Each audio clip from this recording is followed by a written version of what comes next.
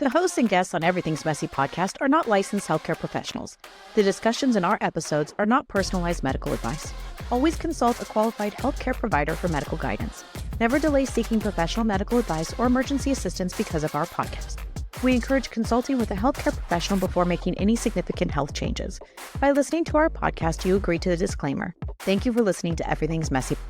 Hey, welcome to Everything's Messy podcast, where we celebrate the beautiful but messy life experiences that most, if not all, people go through. Get ready to embark on an exciting journey through the raw and unfiltered stories of everyday people. Here, we dive into messy realities of life, from making messy mistakes to triumphs and everything in between. Are you sensing a theme? That's right, it's messy. But this just isn't about the mess. It's about finding strength and resilience in the midst of it all.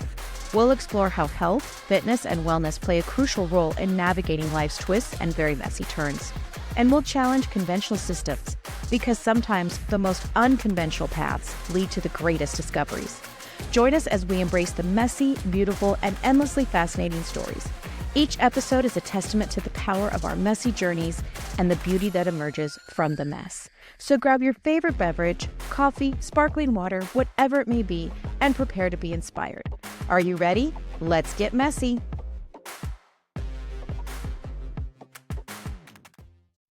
Hey everyone, welcome back to the final episode of Season 3 of Everything's Messy podcast. We will be back next week starting Season 4, but this episode is going to be a compilation of guests that I had this last year. And if you have already listened to those episodes, this maybe is a reminder. If you haven't, maybe you missed them, go back and listen to their entirety. It's really, really thoughtful and great information. I'm truly grateful for everyone's support for this podcast. I always say, if I only help one person with recognizing their own mess and finding their own strength, maybe they can relate with some of the topics that we've had on this podcast. Maybe they're going through something right now. Maybe they hear me talking about heart attacks, type 1 diabetes, autoimmune disease, and bucking the conventional medical system, because I am nothing if I'm not a rebel. I like to get messy. I am eternally grateful for all of the messy warriors, continued support, and continue listening. Obviously, I'm so grateful to my family, my husband, who has just been a huge support to me, my kids, getting to see myself through their eyes. And I'm just so incredibly grateful to God above for allowing me to have this platform. And I hope that it reaches everyone. I hope that somebody takes away something from it and we continue this journey. We will be back Season 4. It's going to be amazing. Please continue to tell me what you love about it. In the show notes, I will put who was interviewed and what their episode number is, so it'll be a quick resource to go back and find that episode number. Again, so honored, so grateful, so humbled for all of the support, all of the networking, all of the collaborations that I've been able to do this last year. And I can't wait to see what this new season brings. Just excitement. And mess, because we are nothing without our mess. So again, thank you so much to my listeners, to my family, to all of the people supporting out there for me. I'm eternally and humbly grateful. And as always, keep it messy, enjoy these snippets, and I will catch you in Season 4. I have with me Anthony Guastella. I had a Lyme disease diagnosis that lasted for 6 years. And as you can imagine, I experienced every symptom that you can imagine through joint pain, thyroid issues. I can go on with fibromyalgia. But the point is, I was in an immense state of suffering, right? And I was 16 years old when I got diagnosed. So I was just a kid. And essentially, I had two choices. I can either be a victim or a victor, right? Because my future did not look bright at all. So essentially, I can listen to the outside voices that were telling me I can't get well, and this is going to be a thing that you have to live for the rest of your life. Or I can listen to my heart, which is what I did, and I can heal. I can get to the other side of this, and not only am I going to get to the other side of this, I'm going to help as many people as I possibly can when I do. So I just let that be my driving force, and I kind of embraced it in a sense because, when you're in that, it was a struggle point. Like I said, it took me 6 long years. Yeah, that's knowing a what long I know time. now. Yeah, Yeah. it would take me 6 months knowing what I know at this moment. But I'm glad that I didn't know because it forged my character to be able to live the life that I was meant to lead. Because like these challenges that we go through, they're all meant to help us become the person that we're meant to be. That's what I find. I find you don't have a messy story until you have to get through to find the grit, right? You got to find that grit. Absolutely. For Yeah. for So, those who don't know, just really quick, give us a rundown. I'm sure everybody does know, but Lyme disease comes from. so it is generally a tick-borne illness, That's what but I there thought. are other ways that it could be done as well. Okay, but always through something foreign entering the body.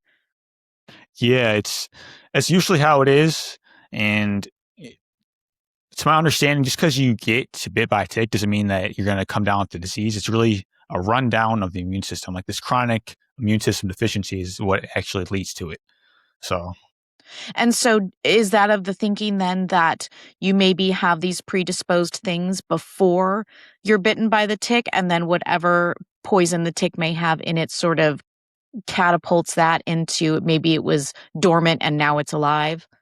so essentially, with my story, I remember getting bit in the ear when I was 8 years old, and it didn't really come to fruition until I was 16.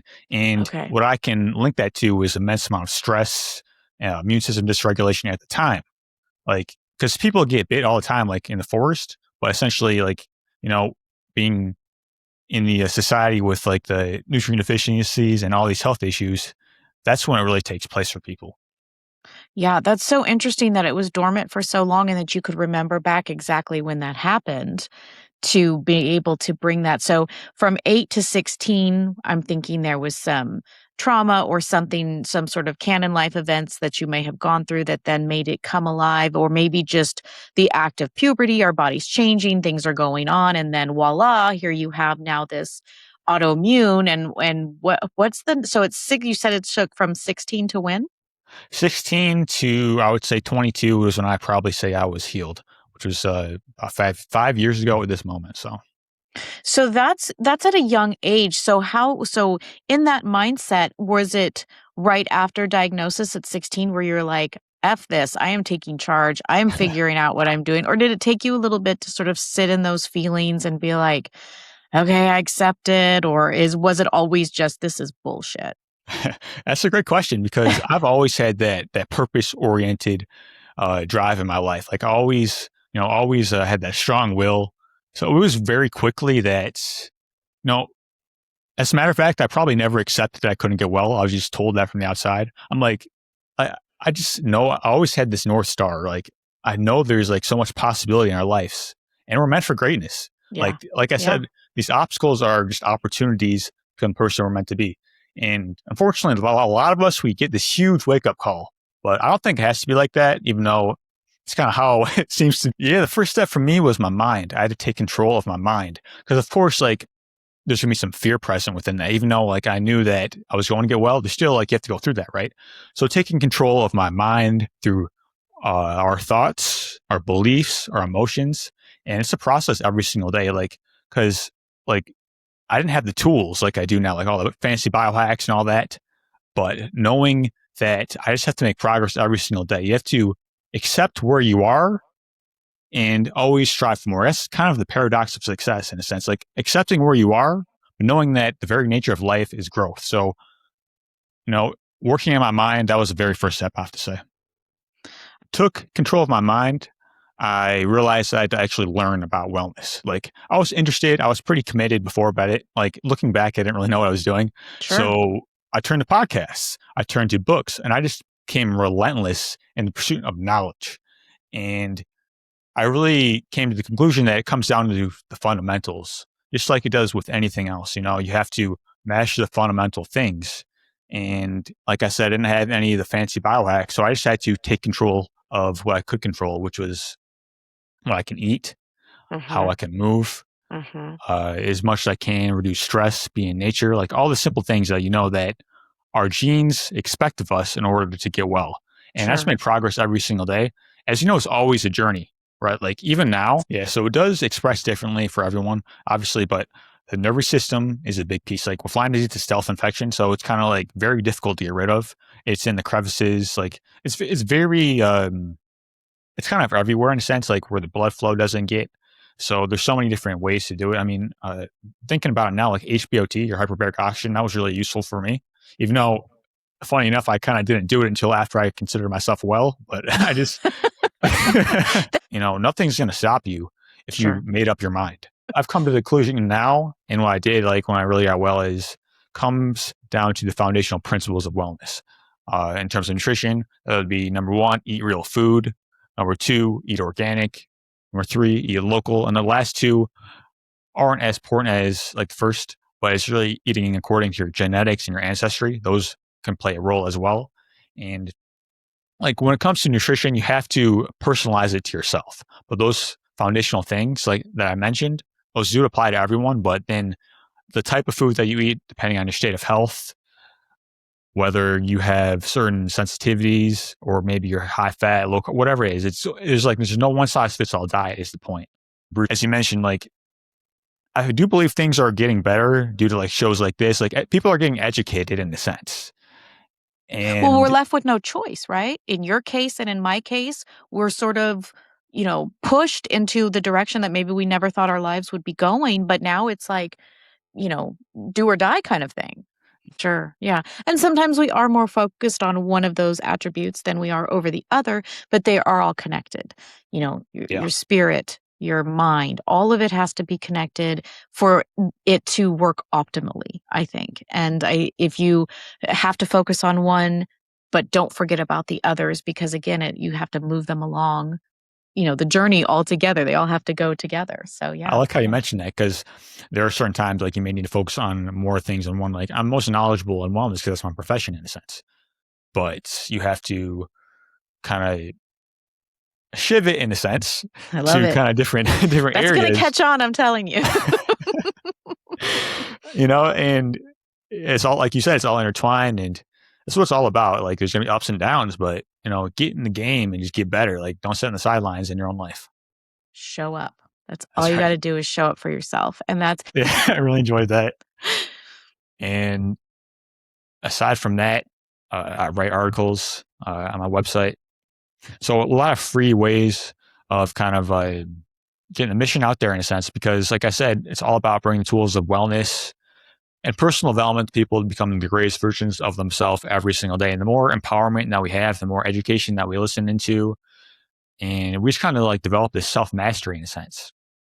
I love that. And just moving forward every single day, because become an expert in you. That's what I always tell people. That's what it is. We don't know how like the life that we can live unless we actually decide to get better every single day. Like Anthony, this has been great. I always love our conversations. This has been one for the books for sure. And I hope you enjoyed it as well. I hope I didn't throw you off too much. Yeah, I'll speak with you, Sarah. It was a pleasure, and thank you for having me. Absolutely. Thank you. Really, really excited for my guest today. I have with me Dr. Wendy Sellens-Bronson, newly married, so I want to make sure that I add that. She is Doctor of Chinese Medicine, a clinical research, thermography expert. She's known as the Boobie expert. If you follow her online, she's at Estrogen Free on her Instagram account. I have been following you for so long. And, we're going to talk about boobie health. We're going to talk about hormones. We're going to talk about progesterone. Welcome, Dr. Wendy. I'm so excited you're here. Thank you so much for being here. Thank you. And I appreciate you because you actually took the information and made it work for you. Yes. Exactly. Yes. I mean, you had a harder time, and I want to get into that. Yeah. I want to get into that because you and I, in Chinese medicine, we're all different. Yeah. I have people that, see results so quickly. And then I have someone like you, it's going to take 2 years. Yeah. We all have the detox from estrogen, every single one of us, children, men, across the board. We'll get into my soy boys book too. Yeah. Yes, I have all. Yes. And everyone's different. And let's address that definitely as we move through the topic. And and that's what we're going to get into is the phytoestrogens. They are the single largest contributing factor to estrogen dominance and risk of everything, all the hormone chaos. Right. So what I wanted to say is it's so difficult being the researcher because I didn't want this role. I did not know this was going to happen. Do you think I want to wake up every day and actually share physiology and my thermographic research? And be attacked for it. What is that? But I mean, I understand why I'm attacked by all the doctors because they have to continue the narrative because they have to keep everyone sick so they, you know, they can continue, you know, that hamster wheel that everyone's on. But it's the alternative doctors. Yeah.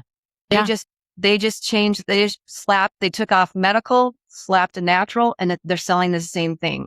Right. So, well, and I think we talked when you and I were getting to know each other, you had said, you know, I have been offered all of these products to support and you could have, you know, been a bajillionaire by now, but you are so heavily invested in the product itself and what it is doing to women. And again, the attack on women because of these kinds of products.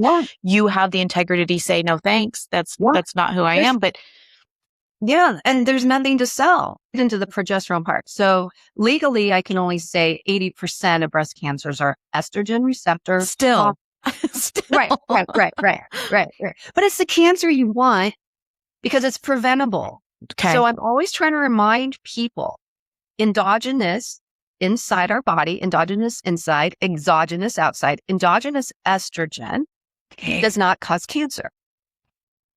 So if doctors want to blame it on you, now the research is coming out. So this is what's amazing is now all the research is coming out and actually supporting everything we're saying. So now all that research is coming out, like estrogen increases dementia, heart attacks, and you don't require estrogen for osteoporosis. Well, we wrote all about that 13 years ago, and docs been doing that for 50 years, and I've been doing that with my patients for 17. Yet it triggers so many people. People get, okay. Yes. And facts, it's offensive. Like people attack me all day long. And that's why I don't understand why I'm the researcher trying to warn you. Right. Yet I'm attacked when I'm trying to warn you. I never understood that mentality. And and then it's hard. How do you keep fighting when every day, because you have to realize I've been doing this for 13 years on social media. So I've been censored. I'm shadow banned. I'm deleted off TikTok for my research. Right. That's crazy. I'm like, this is my research. Right. Deleted. And the alternative doctors won't share. The essential oils won't share. Herbal mamas won't share.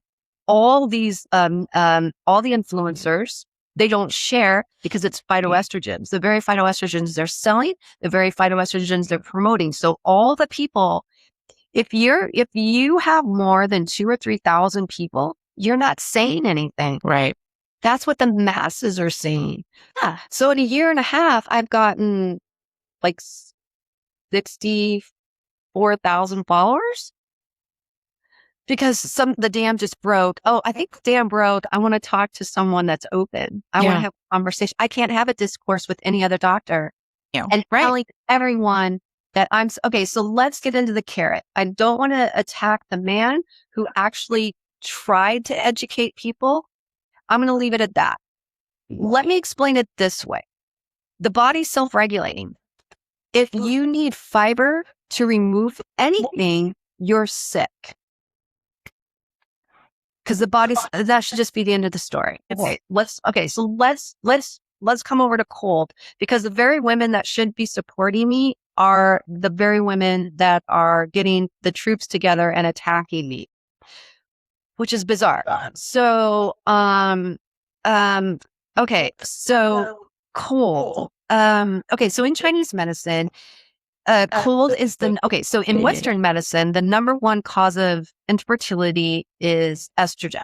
Super easy. Why? Because estrogen, we use the pill to stop our periods, to cause miscarriage, to cause, that's what Plan B is. Estrogen makes us infertile.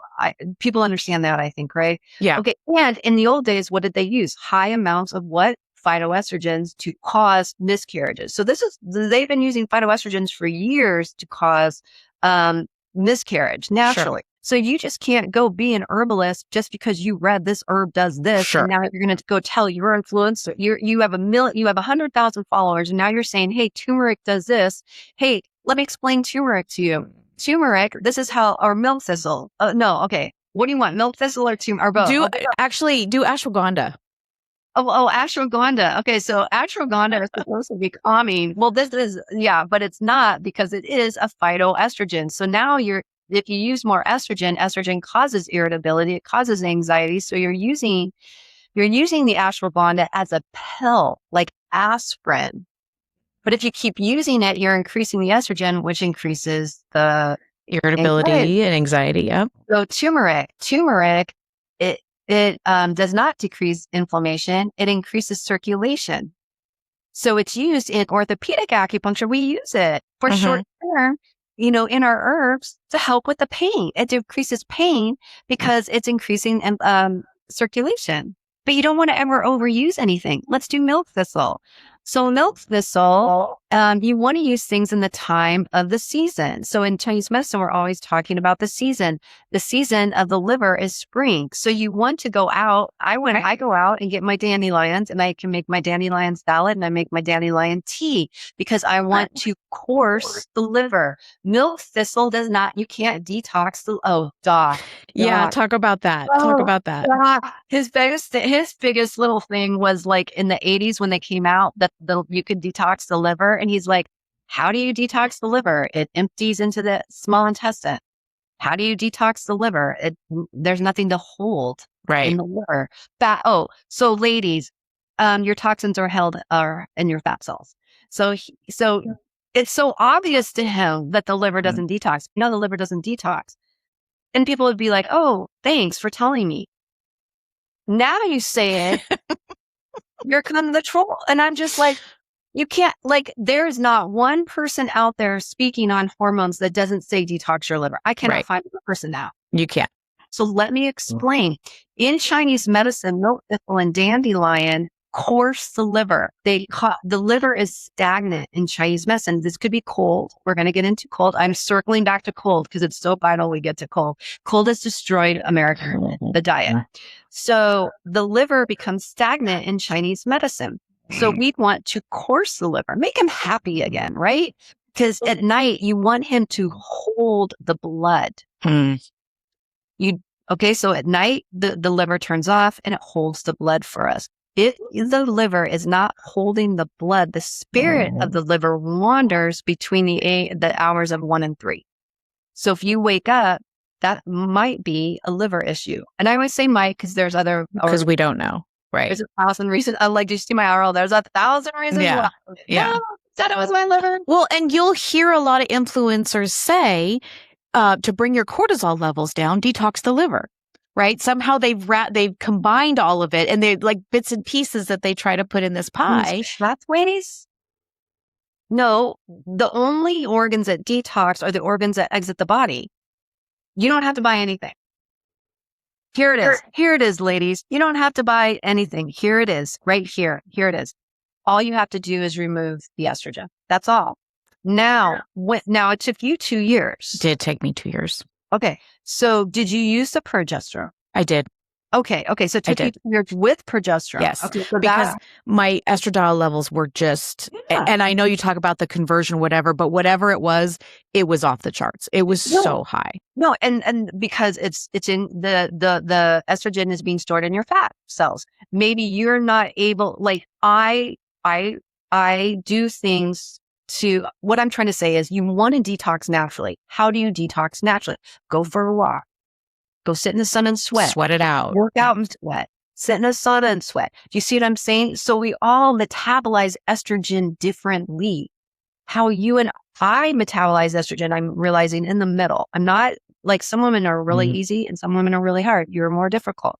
It took me, I test everything on myself. So when people, I probably made myself sick testing these supplements because I've tested all these supplements like DIM. So people get really upset because they say carrots remove estrogen. They say DIM removes estrogen. No, I've tested it. So then, So, no, there is no way to remove estrogen.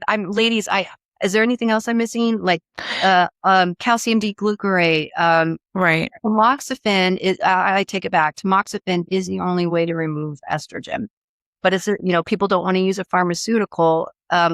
Cancer patients, you definitely want to do tamoxifen over the aromatase enzymes or inhibitors, because the aromatase inhibitors is endogenous. You'd want to use exogenous tamoxifen, and I don't want to get into that conversation. Sure.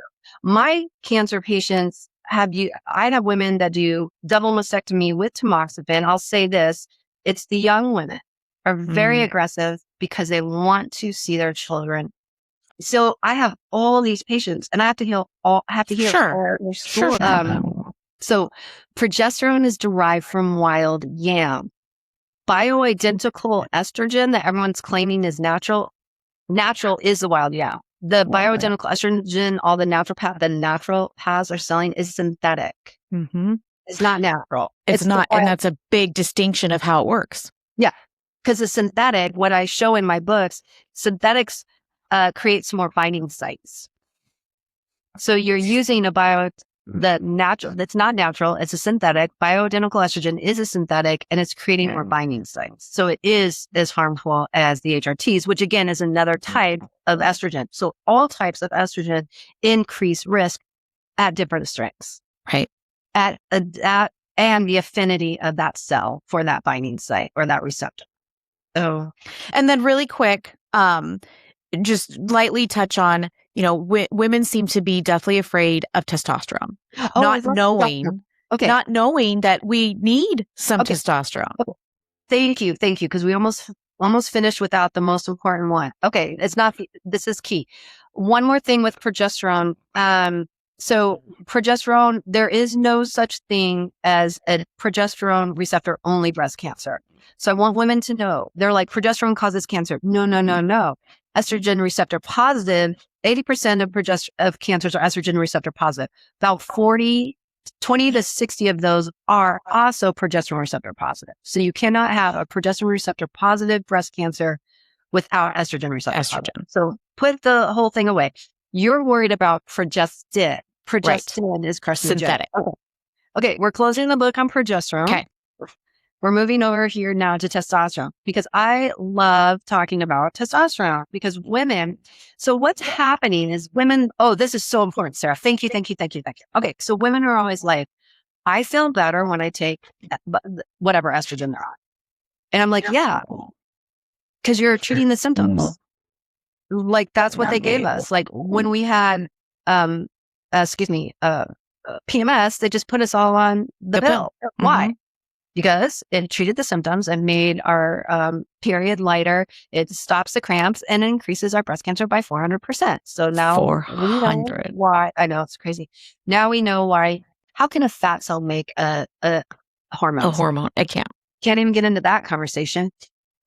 There are doctors out there that say fat cells produce hormone. I'm like, it's a simple fat cell. It's for storage. That's what organs are for. There's literally a whole organ in there making it that, this is crazy. So the pituitary is the general of the sex hormones. And the pituitary is the one that decides it's time to stop having babies.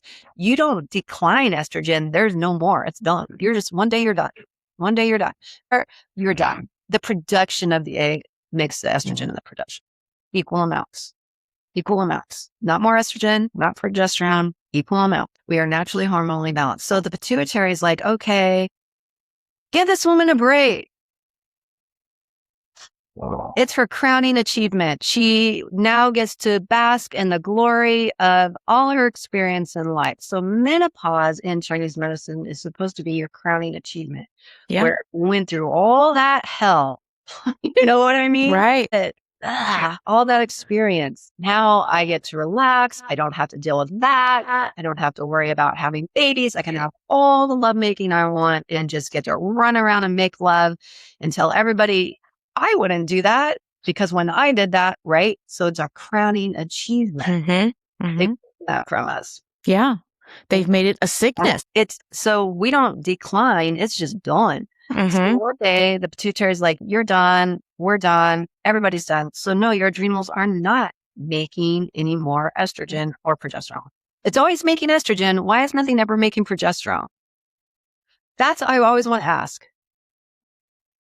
I don't know. No one can answer me that one. Yeah. If everyone's always making estrogen, we're all estrogen dominant.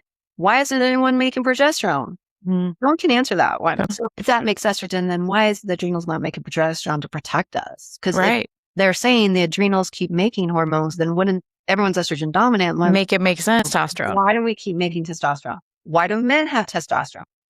Libido, energy, distribution of fat, increased muscle mass, and increased what? Bone health. We're done. And yet women are terrified of testosterone. They're terrified of it. Yeah. I don't know why. They are afraid they're going to bulk out, which that's, no. They're afraid they're going to get chin hair. They're afraid that doesn't. Right. But that would mean you've taken too much or it's an imbalance somewhere. Yeah. But like you said, we're all hormonally imbalanced. The opportunity. Yeah. No, thank you. And go check out her at Estrogen Free. The books, everything. And please listen to this podcast, share it with your friends. And thank you, Dr. Wade. This has been amazing. And I wish you so much success. So thank you so much. Okay. Very excited about my guest today, a U.S. Navy veteran, a golfer known for setting course records in his flip-flops, a high school golf coach, hole-in-one 5 times, and 2023-24 U.S. Mid-Am player. Thank you for joining us, Brian Blaylock. Welcome. Thanks for having me. This will be fun. I'd love to jump off at just your heart story. What happened? Can you tell us? Love that question. What was that like? Well, that's what they asked me. So Sure. Absolutely. My story is a little bit different from everyone else that I've met, and they've shared their story. And I guess in the sense of there really wasn't any warning signs. I didn't feel the normal pressure in my chest. I didn't really feel anything that sparked me thinking it was my heart, like at all. Nothing whatsoever. So you and I are aligned on that. Okay, that's good to hear because I have not heard one person tell me the same thing. So that's good and that's comforting. For about 3 days, I just didn't feel right. I was kind of thinking that it might have been some sort of like panic anxiety thing kind of creeping up, which I don't have and I've never really had. And my wife was like, yeah, you're tripping on something. Like you need to figure this out or whatever. The day that it happened, that morning, I was kind of pacing around my house, kind of just, I couldn't keep my arms still. They were kind of just like, but again, I didn't feel any pressure. I didn't feel any pain. I just felt very uneasy. And funny thing is, and I have to mention this, but she's always going to want to look back and watch this because it's a true story. She said, I think you're having some real bad anxiety about some stuff, and I think you should go walk it off. So I embarked on about a half-a-mile walk away from my house, and obviously felt worse, made it back, and it started to I was having kind of a tough time standing up. And so she's like, well, take a shower. So I take a shower, I get out of the shower and I said, dear, something is really wrong. I don't know what the heck it is, but I need you to take me to the ER. Something's not right. I don't know what it is. So she's like, okay. So we get dressed and, 15-minute drive to Loma Linda VA. And, by the time I got to the hospital, I started to feel my heart rate kind of escalate a little bit just in that 15-minute drive. And then, she drops me off to go park and I couldn't quite stand all the way up. So I'm kind of like, really struggling to get in the doors. And then when I get in there, I kind of grab my VA ID and I kind of throw it out the window and I said, something's not right. I need some help pretty quickly here.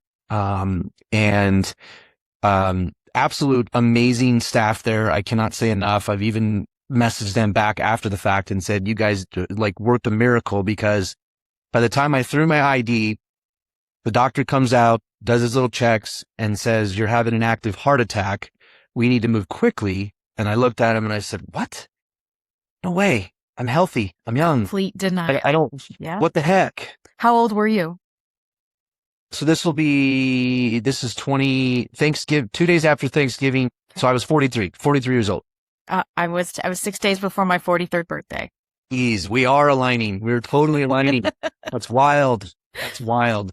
So they said, we need to move quickly. We need to get you, back in the room. And I said, that's fine. I said, but you need to get my wife back here because if I happen to go, she needs to be around and she needs to be with me. And she's always like, I didn't want to watch you die. And I said, well, I needed you with me because it would have been nice to see you as the last thing that happens. So yeah, another funny thing is the guy who performed the procedure on me, is same exact age. He was 43 years old and he said, you're the youngest patient that I've ever done this procedure on.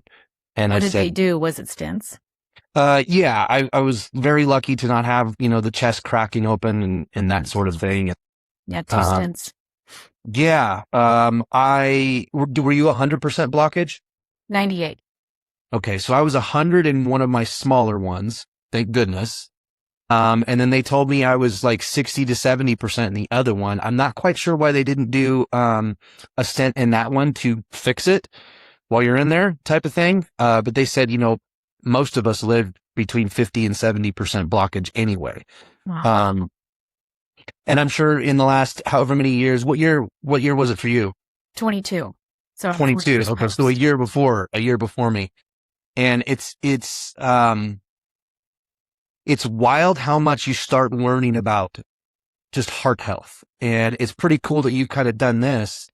I thought I knew stuff, basic stuff, but I'm kind of learning that I've gone down so many rabbit holes as I'm sure you have. Yeah. Well, I have an EMT background and I didn't know shit. Wow. Thinking I did. I didn't know anything. Wow. So yeah. Yeah. So I'm actually curious. I know you're the one asking the questions, but I'm actually curious to know from you, if you went down the rabbit hole of like what we're generally told by our primary about cholesterol.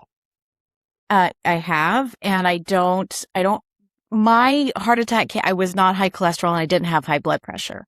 Okay. So I went a completely different route and I don't particularly buy into all of the cholesterol propaganda that's out there. Mm-hmm. But to your point, what do you think? I'm with you on that. So I'm fortunate to have, VA health insurance, which also now, modern day does what's called community care. So I actually have 2 cardiologists, which is pretty cool here in Loma Linda because I go to my cardiologist through the VA. His boss is the head of cardiology at Loma Linda Hospital. Wow.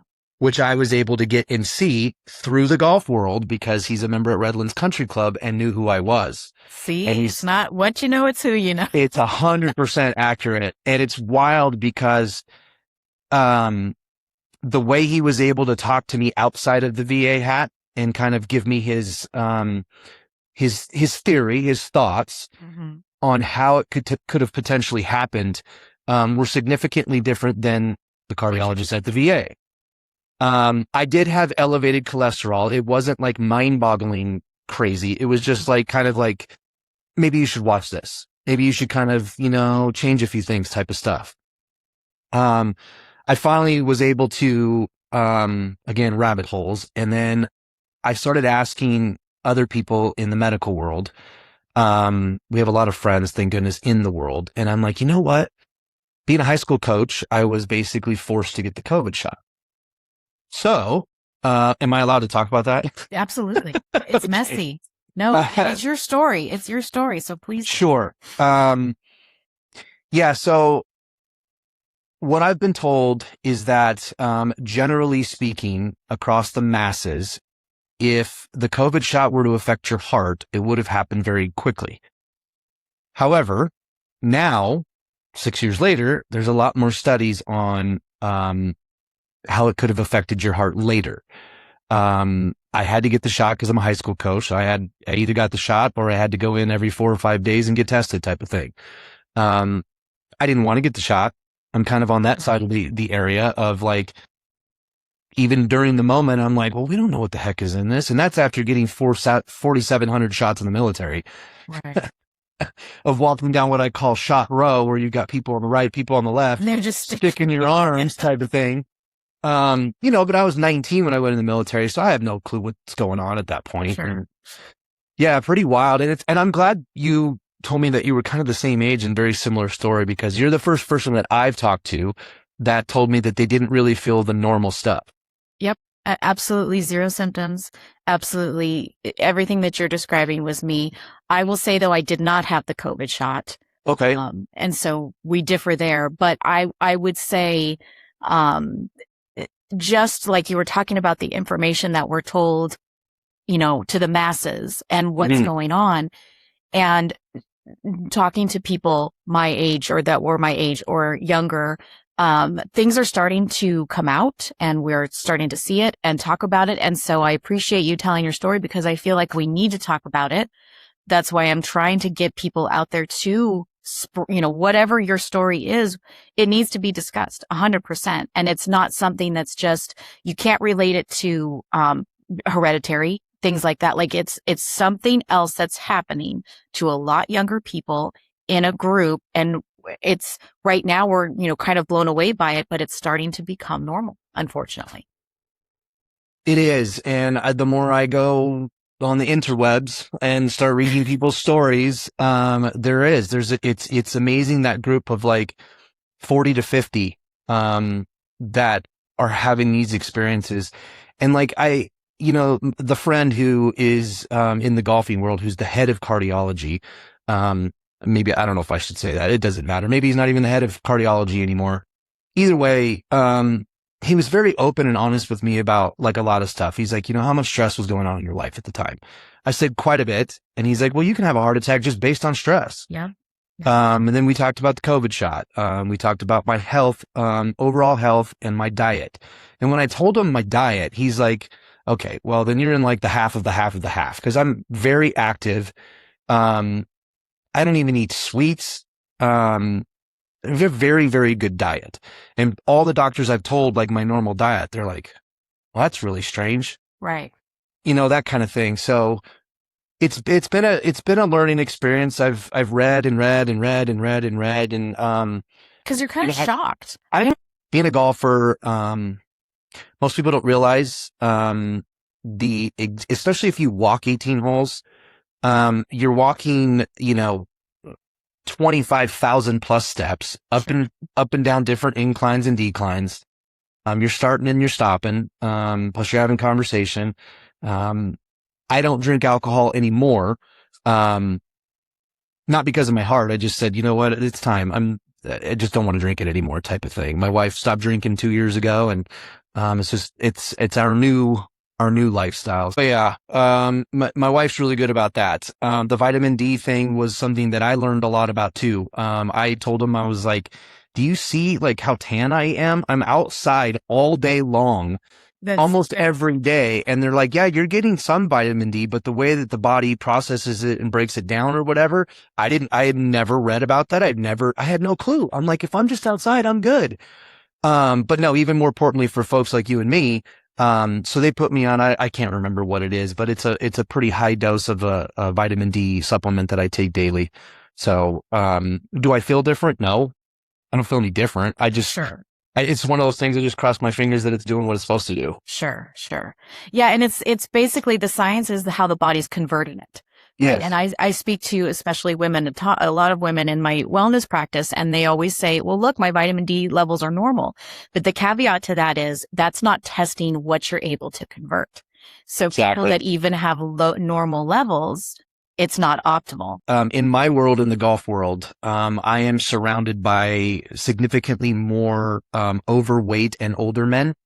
It's just kind of the crowd, unfortunately.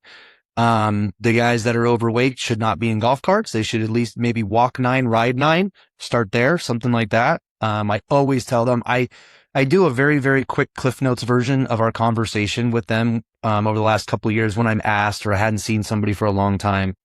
And I'm just like, go get checked for one. If you're gassed every afternoon, you're tired all the time, you got headaches, you got all these potential warning signs for that. It may not be that, but go get checked. There's so many different tests that they can do now that mostly insurance is going to cover. And if it's not, it might be a couple $100 to literally check your arteries and check things that are, that are going to tell you, hey, you're about ready to erupt. Sure. That check Type of engine thing. light is on for a reason. Yeah. No, I'm a huge vocal.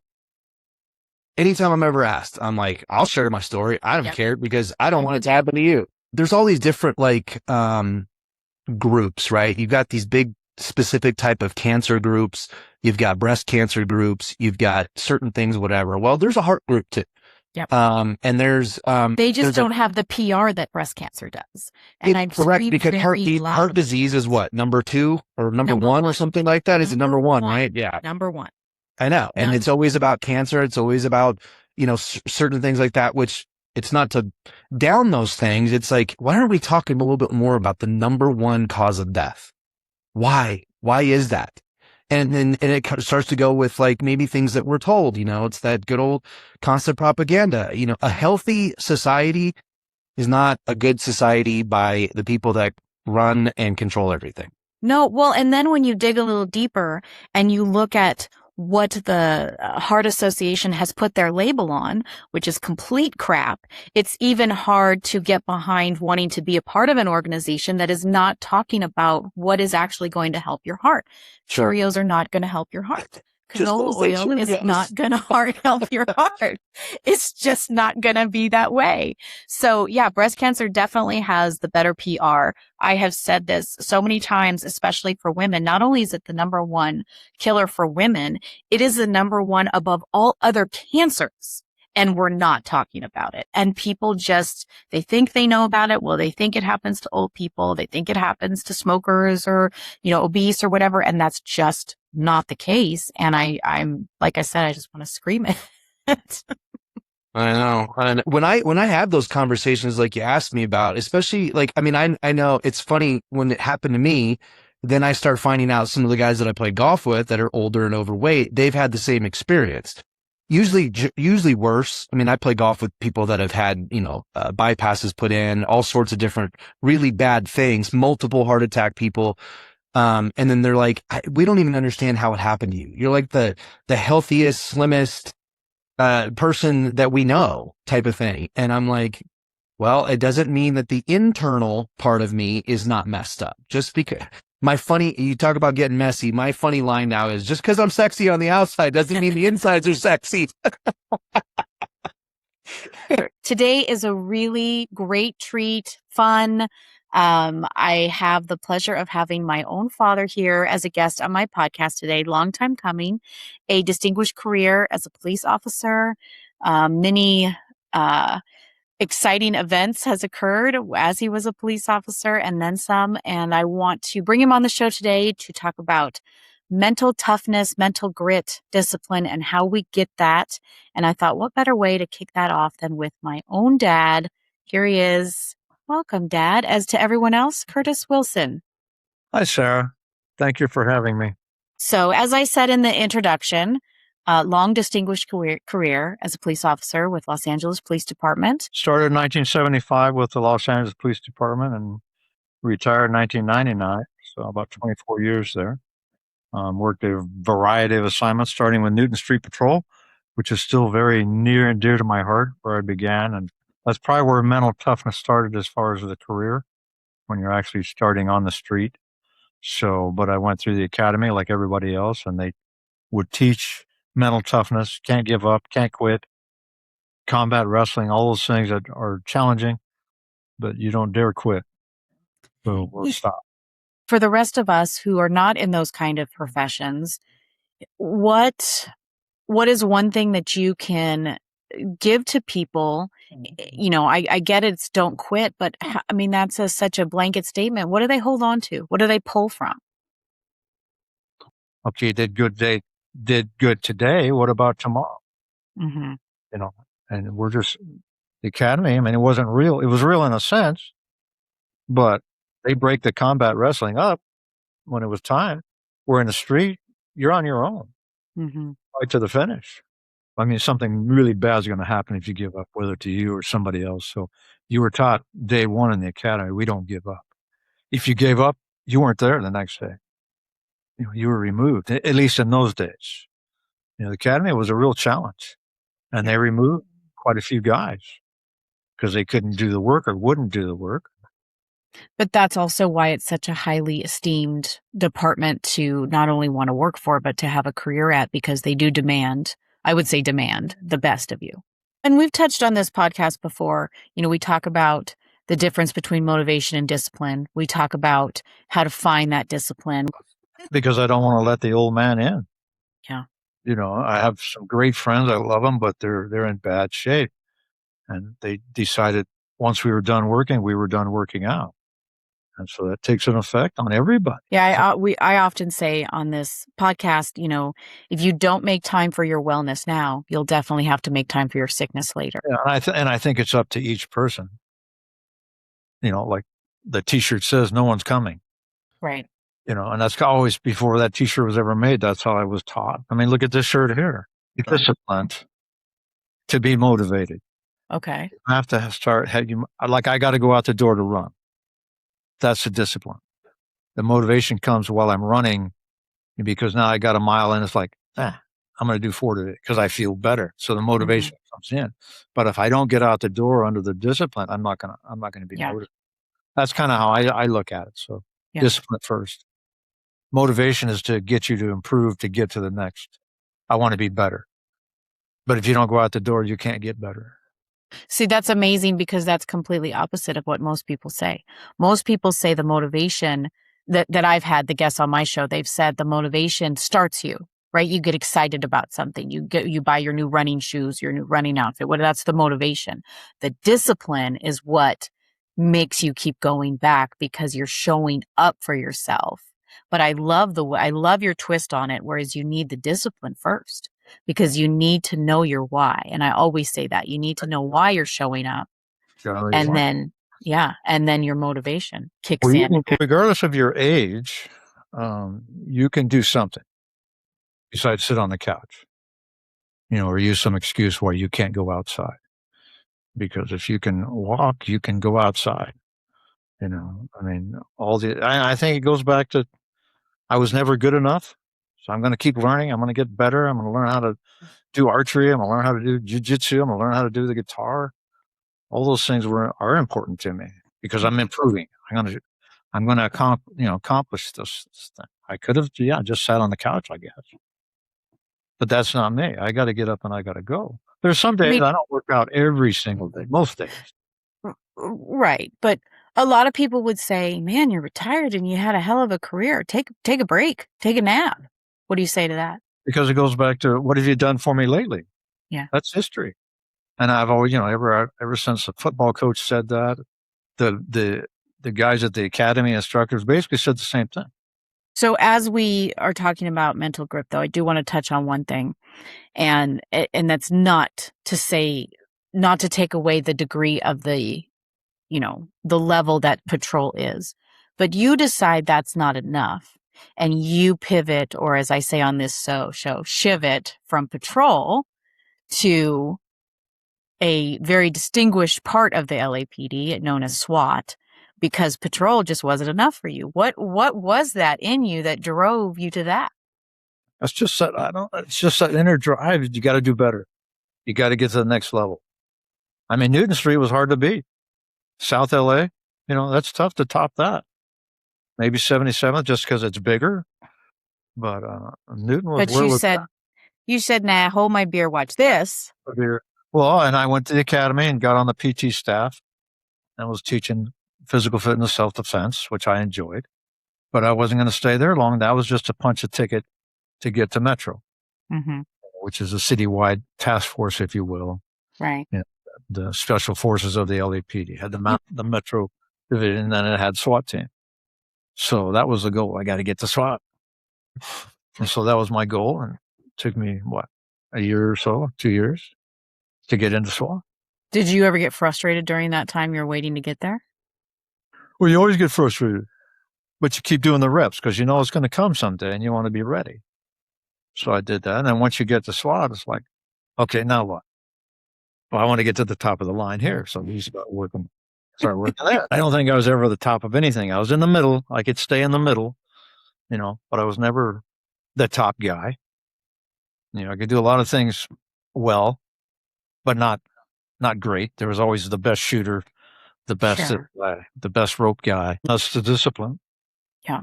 Even when you don't want to do it, you go out the door and whatever it is you're going to do. That's why that don't let the old man in is so important to me. And that's what it's supposed to be about, right? You're there. I mean, the whole motto was to protect and to serve, and you were serving those people. And that's, I don't think you can do that in a drum. Again, I think maybe it saves time, but I hope we don't get away as we go into the future of policing. I hope we don't get away from that because there's so much there, I feel. I had mentioned earlier, you are on Instagram under Ready Go Defense. If anybody is out there looking to start a program or want to see an example of somebody who is a little bit older and you want to see where to start, you want to go check him out. You want to see what he's doing. Even if just to watch his bullseye when he's shooting his bows, that's pretty entertaining. So go check that out. Pop, I appreciate you coming on Everything's Messy. And thank you so much for having me. It's been fun. Yeah, we'll get messy another time. This has been great.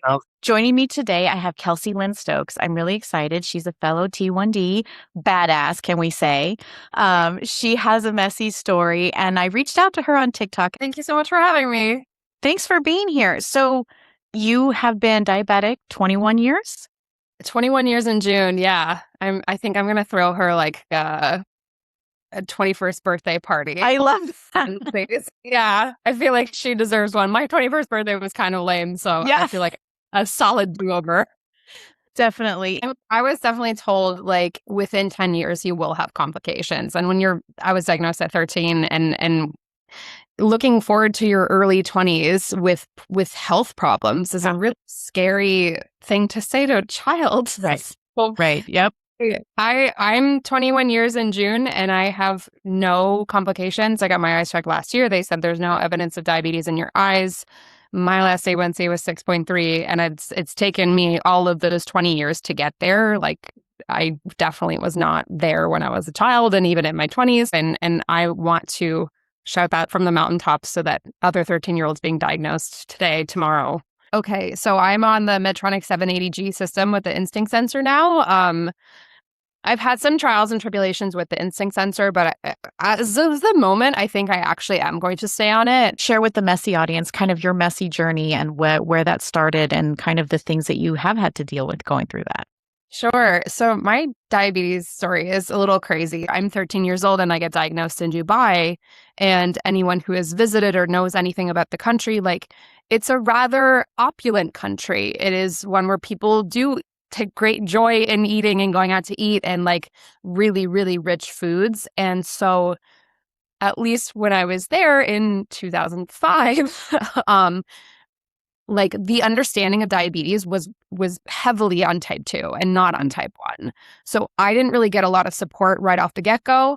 My mom was an RN in the military, so she actually noticed kind of a lot of my symptoms before maybe a parent who wasn't involved in the healthcare industry would notice. Because I got the C's in math, then I started getting detention and as a very much goody two-shoes child, like all of a sudden things kind of started unraveling and my mom is like, what is going on with you? Like, you're not doing any of these on purpose. It would seem like you don't have any kind of thing that you're rebelling after. So it was a little bit strange for her. So she took me in, asked to check my blood sugar and they were like, she's fine.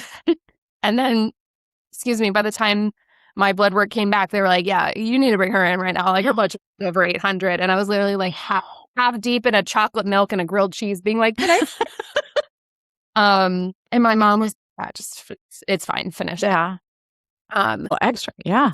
So the beginning of my care too was like really touch and go. My mom is an angel and, was trying to pay attention and she was also trying not to be the helicopter parent, but like I could tell she was stressed about it a lot.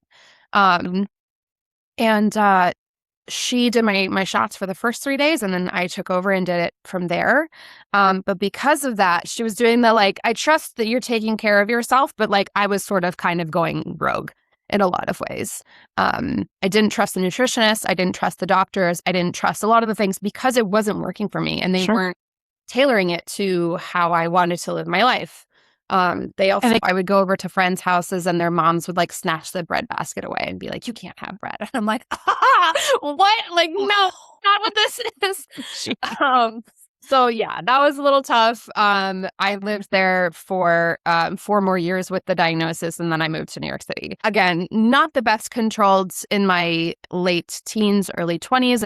I was definitely in like the 8s for A1Cs and like not doing great. So that comes to kind of the climax of my messy story. Whereas I went through a really bad breakup.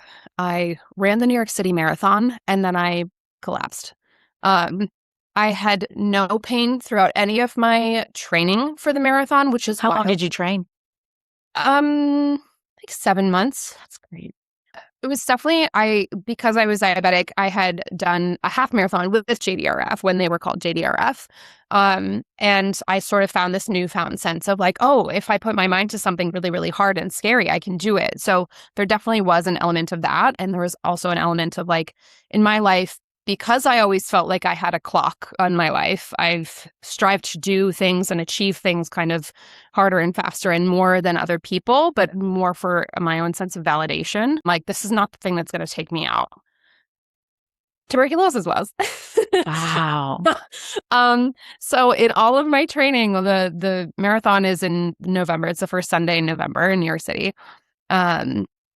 Gosh, like I felt fine. I did an 18-mile run from like Midtown to Staten Island and back. Like I ran down to the tip of Manhattan. I got on the ferry. I ran like 6 more miles in Staten Island, and then I ran all the way back home. And I finished the race, or I did not have any pain leading up to the race, and then during the race, I would say 3 miles into it, so like on the bridge. So the first piece of the whole thing, I literally felt like someone had just jammed a knitting needle through my chest.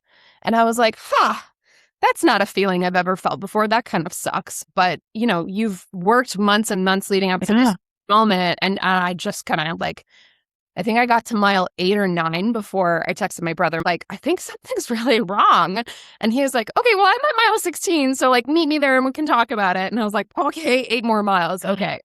I got to mile 16, and there are photos of me just like doing this. Do you know what I mean? Like, and it's like, it's very clear that like the pain was very central to my chest and like very high up. And it just like, I could not take a deep breath. And from about the 16-mile race to the end of the race got really, really tough. It was a huge mental battle for me because I couldn't run very fast.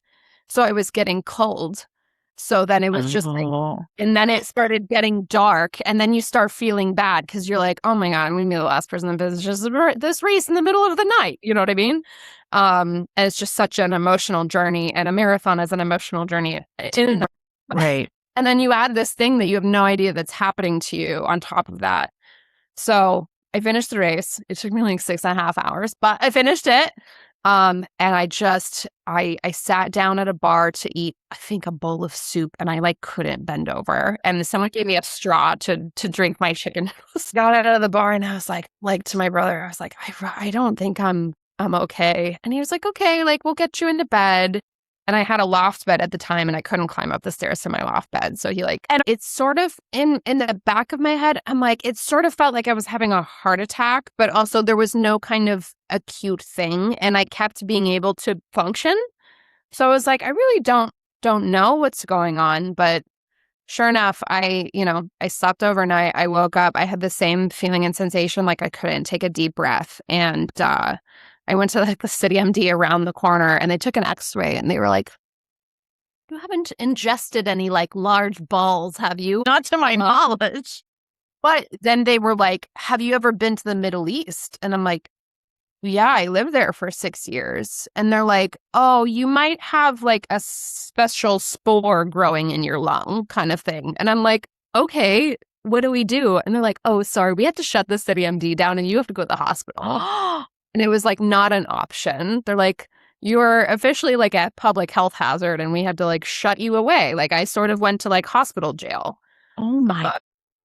So I'm in hospital jail, and then the rest of the world gets some fairly bad news that day or the next day. And it was just a really dark couple of weeks. And I was not allowed to leave the hospital until I had cleared certain tests.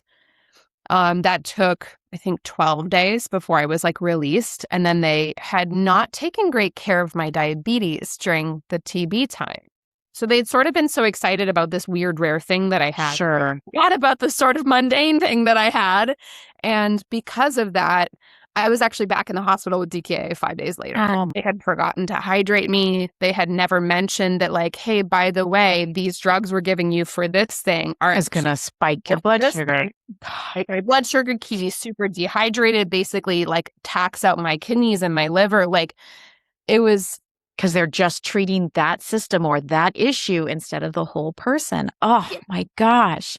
Okay, wait. Can we just take a minute, though, and say, holy shit, you not only started the marathon, then you have pain, then you finish the freaking marathon. Yeah, it's funny. The one thing so overshadowed the other thing. But yeah, like as a type 1 diabetic, I ran the New York City Marathon and I like crushed it. That's why I can't get my blood sugar below 220 is like no amount of insulin or water or hydration or once I was healed from the TB, it takes about a year. And for people who are non-diabetic, it takes about 6 months to heal from TB. And then for diabetics, it's a year because we heal a little slower, right? But those drugs are just absolute horrible. I mean, you need them to recover and to live, but for diabetic care, they're really brutal. What was really interesting and kind of exciting to me is coming out the other side of it a year later. I kept texting people and being like, is this what having energy feels like? It sounds like your mental toughness, your grit, your determination, you kept pushing yourself. You didn't allow yourself to quit. You were still set on the things and your dreams that you wanted to do. My co-founder, Francesca, and I set out on this journey to create something that addressed all those issues that I had personally had.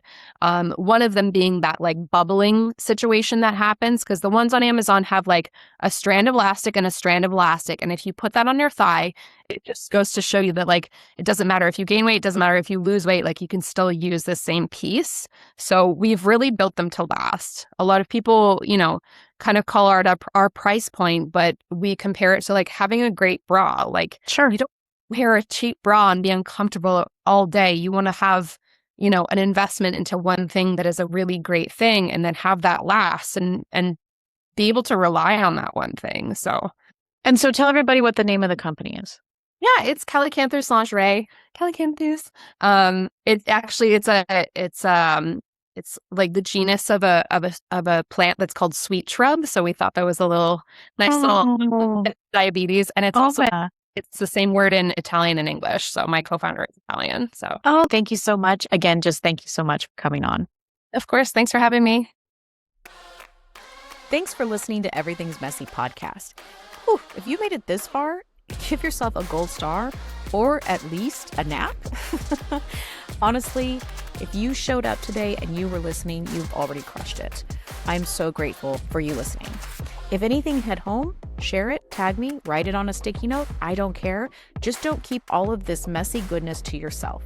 You can find me on Instagram at Everything's Messy Wellness or over at my website, everythingsmessywellness.com, where I've got resources, coaching, and probably a new rant about blood sugar or something that's just nonsense. It's all waiting for you. Check out my YouTube channel. I've got all of my podcast episodes up there. And I'm on X at Everything's Mess. Or if you just want to send me an email, Sarah at everythingsmessywellness.com.